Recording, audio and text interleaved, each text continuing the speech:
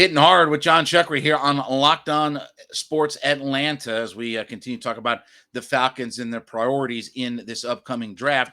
Want to tell you about our friends, though, over at BetOnline. As the Masters have completed and finished up, we are full swing into the first few weeks, first few days, I guess, of Major League Baseball season. Obviously, everything got crammed and shoved around and things like that. So you got a whole crap ton of baseball. The Braves start out the first 14 days of this new season without a day off. So you got 14 straight days of Braves baseball that you can bet on with betonline.net. It's your number one source for all of your betting needs and sports information from all your latest odds, contests. You got props, you got all kinds of stuff out there. And again, with Major League Baseball season in full swing, and you're going to have a lot of games that are crammed together in a short amount of time, BetOnline is your place to go. It's the best spot for all of your latest sports developments. Also, too, don't forget, we got playoff basketball coming up here. So the Hawks are going to be playing on Wednesday night. You feel like they're about to make a run? Okay, you got Wednesday. If they win Wednesday, they play Friday. They win Friday, then they get in the regular, NBA tournament and get into a 7-game matchup, and then we start to roll from there. So you got Major League Baseball, you got NBA playoffs coming up, you got games this week that are playing games in the NBA. You feel strong about one side or the other. BetOnline, betonline.net is your place to go. And don't forget, it's not just basketball, baseball, your daily stuff out there. You got live betting, you got your favorite Vegas casino games. You got all of those things available to you at betonline.net. So head over to the website and check out what's going on over there, betonline.net, where the game starts.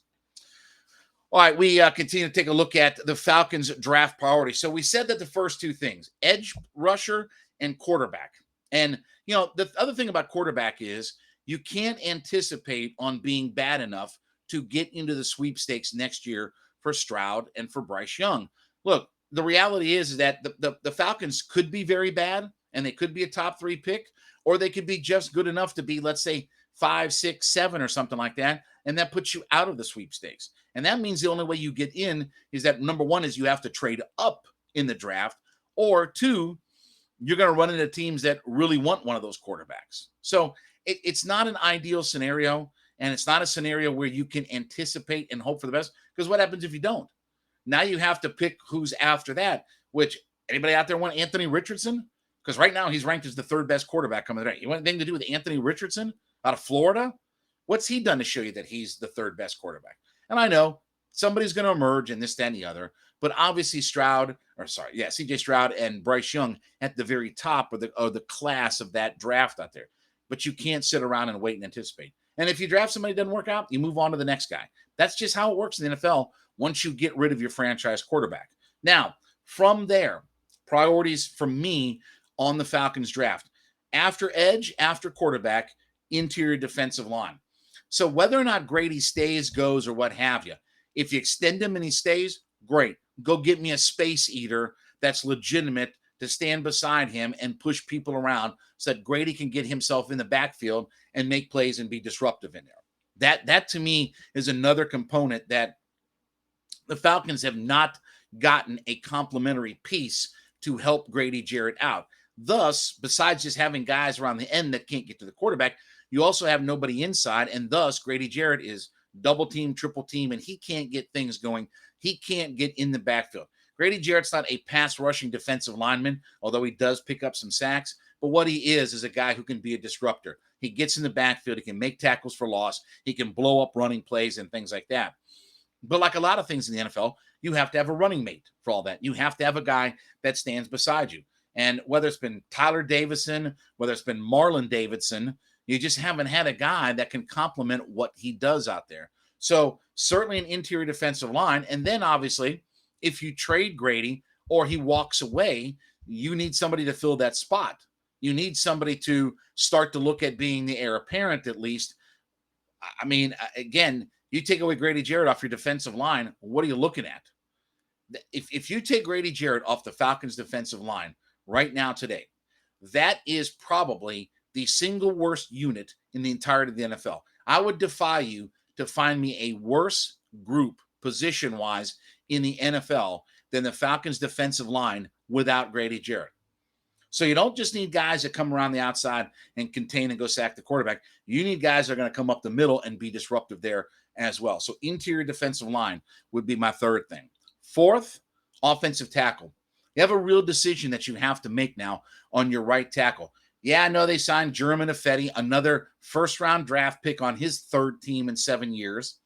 Another guy who's just bouncing around the league looking for a spot. Why? Because he's not been good enough to secure a big-time long-term second contract. Well, guess who's starting right now for the Atlanta Falcons? Another guy who's probably not going to be here after, arguably this year. This will probably be his final year in Kaleb McGary. You don't have an answer at right tackle. Now, you could have solved all that last year in the draft, but we won't talk about that. We made sure we got our unicorns and all that kind of stuff instead of building our foundation. But nonetheless, we're over that. We're past that, and we're moving on from all of it. But you need another offensive tackle.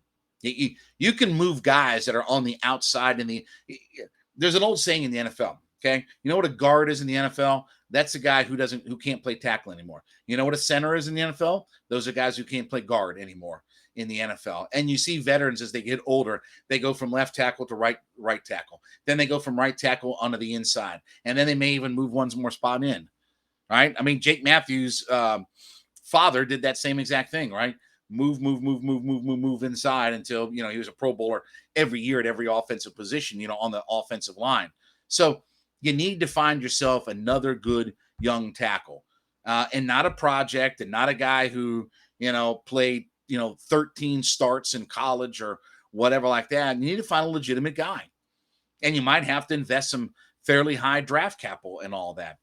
There is a lot of good tackles in this draft. Now, a lot of the tackles that are really good are definitely very high draft picks, the Evan Neals and those types of people, that are, Ikwanu and guys like that are going to be really high draft picks. So you may not be in the market for that, but go find yourself a young tackle that you can develop and get him to be a part of the solution on your offensive line. And if that means you kicking a Fetty inside, or you have to work with Hennessy or Mayfield or whatever like that, figure some things out there. Because people keep coming to me about, well, we have to give Mayfield another shot. Yeah, I'm all for giving Mayfield and Hennessy another shot. I'm not for starting those two guys side by side one another. That's a recipe for disaster. Nobody's going to get better if you start those two guys side by side again, because you're going to get the same things over and over again. One guy can't complement the other. Hennessy's not big enough and strong enough to play center at times in the NFL, and he gets pushed around and pushed in the backfield. Mayfield just is lost at times playing left guard. And I don't care that he never played that position before. If anything, you should be able to just use your strength and physicality to be able to move guys around, but we can't. So offensive tackle, to me, is a high priority in the draft. That comes after addressing my defensive line and my quarterback position. And then finally, wide receiver. I do understand the need for wide receiver, and it's because of this. It's not just that you don't have a number one wide receiver, but even if and when your number one wide receiver comes back, Calvin Ridley, Falcons are probably going to have to move on from him.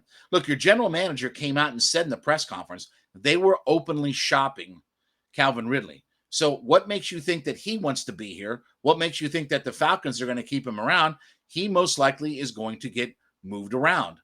And I hope that, Auden Tate or somebody like that, I hope one of those guys starts to emerge into a, let's say, maybe number two role, maybe taking over for what Russell Gage did. Remember, Russell Gage came in as a special teams player. He was a specialist on special teams, developed himself into a good wide receiver, good enough to the point where he got $30 million for 3 years with the Tampa Bay Buccaneers to go play for Tom Brady and the potential Super Bowl champions down there. So he really worked himself into a spot where he became a much better player over these few years in the NFL and worked himself into a pretty good contract. That's what I'm hoping we get out of one of these guys that we've signed, especially like an Auden Tate. I think Auden Tate's a guy that has a lot of talent, size, strength, catch radius, things like that. But nonetheless, you go and find yourself what you hope is your Cooper Kupp type of player, right? You go find yourself a guy in the middle rounds of the draft that becomes one of those types of players. Now, I thought it was interesting because if you've looked at all of the big contracts for wide receivers in the NFL, of the top 6 contracts in the NFL, only one guy's a first rounder, and that's Amari Cooper. Diggs, Tyreek Hill is a 5th round pick, right? Cooper Kupp's about to get paid monster money. All those guys are not first round picks. All those guys were not first round guys in this draft or in any draft. So you can find value in later rounds at wide receiver. All right, when we get back, we'll get into what's bugging Chuckery because I got a lot to say about what Adam Schefter, Gilbrand had to say over the weekend about the passing of Dwayne Haskins, and none of it was good. It's hitting hard with Jon Chuckery here. We're on Locked On Sports Atlanta.